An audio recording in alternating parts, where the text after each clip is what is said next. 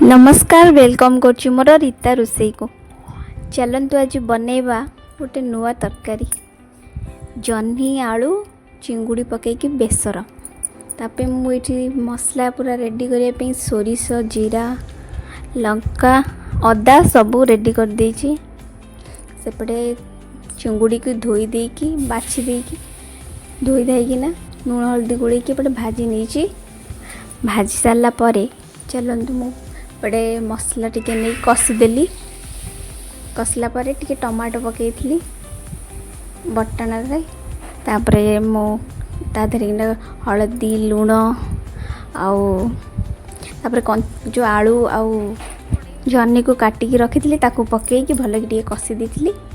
कषिला पर मुझे पानी टिके देकी टिके घोड़े देती घोड़ेकिना टिके सीझीगला आउ टिके पानी देती। पानी देला पर से टिके आपण मैंने चाहिए जमती बनैको चाहिए बनई चाहिए भी से भेंडी भी पकई पारे किंतु मु तो यहाँ केवे बनई नी फास्ट टाइम बनाऊँगी मत ये शिखई मो स्वामी जह्नी पकईकिना बनइबे बेसर फास्ट टाइम बनई किंतु भारी बढ़िया होता।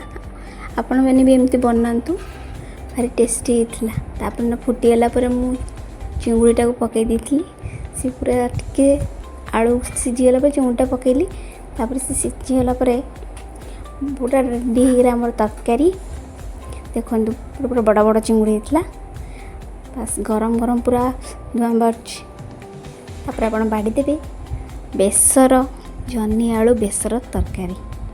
मु तो एमती बनई आपण मैंने केमती बनाऊँ प्लीज़ मत कहे काले मु कौन भूल करी मत शिखेबे।